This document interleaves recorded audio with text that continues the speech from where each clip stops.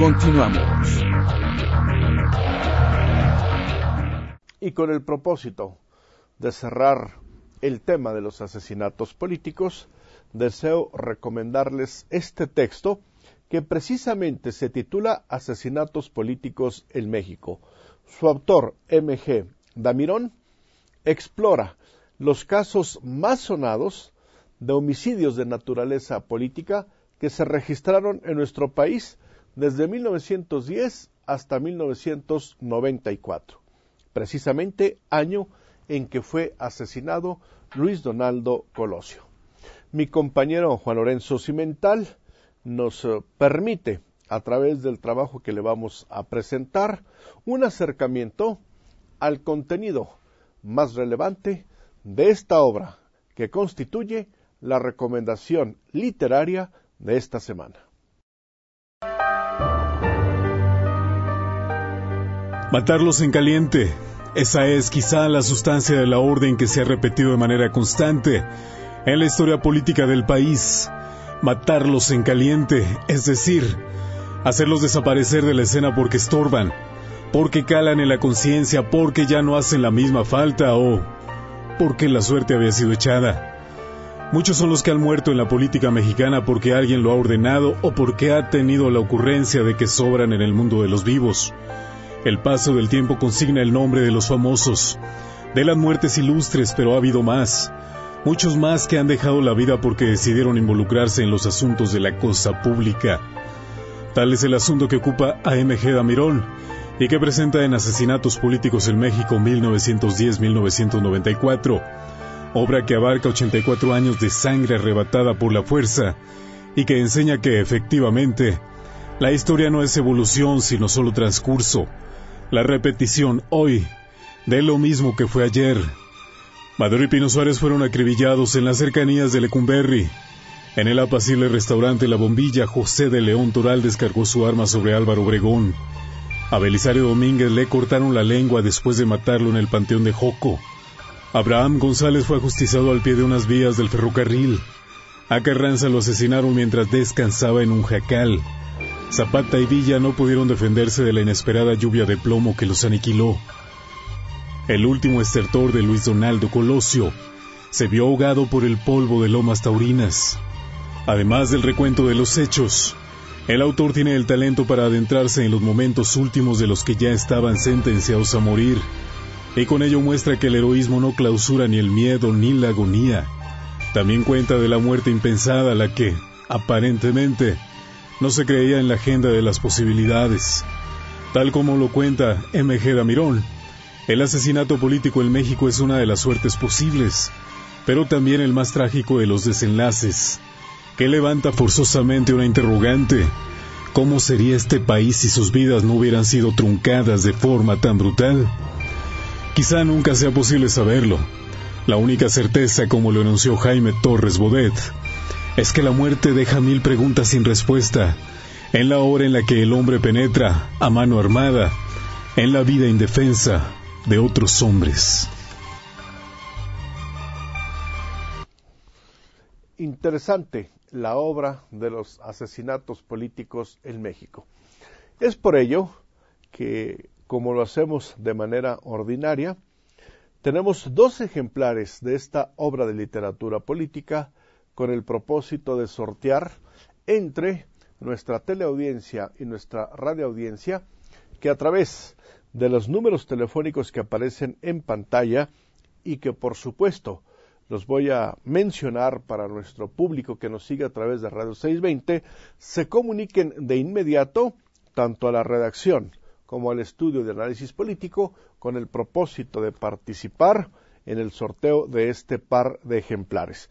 Los números telefónicos son 836-0736, 800-200 y 836-0767. Vamos a estar atentos a recibir sus llamadas telefónicas. Dejamos el tema de los asesinatos de carácter político para continuar con nuestras secciones. Y a principios de esta semana, INEGI dio a conocer el resultado de un indicador de carácter económico que siempre mantiene un interés tanto entre la comunidad empresarial como en las instancias de gobierno, como en el propio campo de los trabajadores de este país. El indicador se refiere a los niveles de desocupación, a la tasa de desempleo que registra la economía de este país a partir de una encuesta que aplica INEGI. Y es precisamente este tema del desempleo que sin lugar a dudas constituye una de las principales preocupaciones de nuestro país, el tema de la colaboración semanal de nuestro economista Leonardo Álvarez.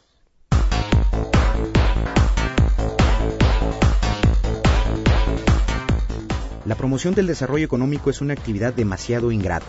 Comúnmente, los promotores de desarrollo económico son satanizados, sobre todo en tiempos de crisis o depresión económica como la actual, por su incapacidad para atraer fuentes de empleo y reducir las tasas de desocupación.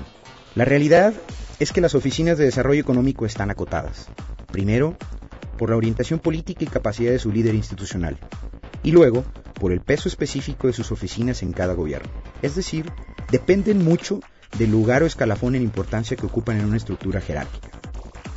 Con ello, no trato de formular una apología de las políticas públicas locales para atraer inversión, pero el fomento al desarrollo económico es una tarea que no depende exclusivamente del gobierno. Debemos reconocer que a la poca movilidad o imaginación o bajo perfil de nuestros promotores, debemos sumar la creatividad e innovación de parte de nuestros empresarios, maestros e instituciones de educación superior, formadores reales de esta cultura empresarial que debe ser el promotor de la economía en su conjunto. El tema viene a colación por los resultados del mes de febrero de la Encuesta Nacional de Ocupación y Empleo. Los datos, en congruencia con la situación crítica de la economía, muestran un desequilibrio en el mercado laboral.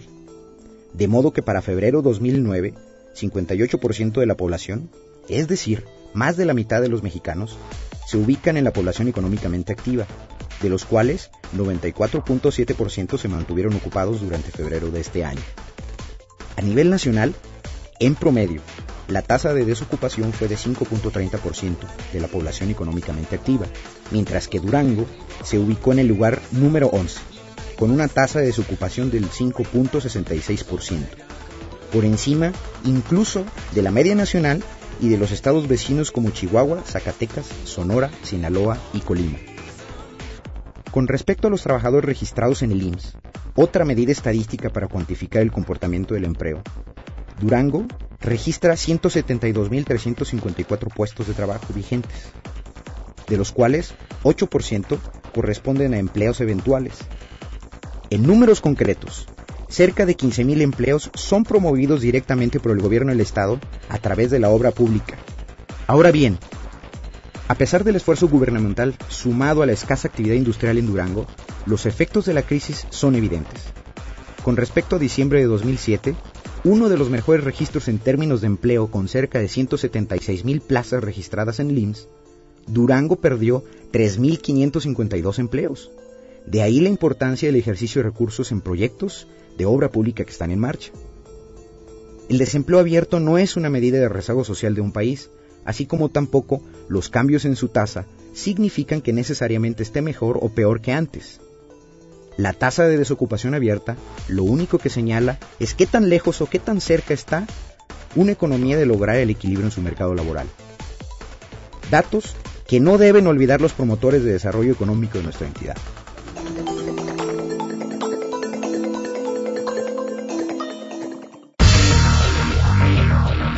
Háblenos 836-0736 y 836-1767.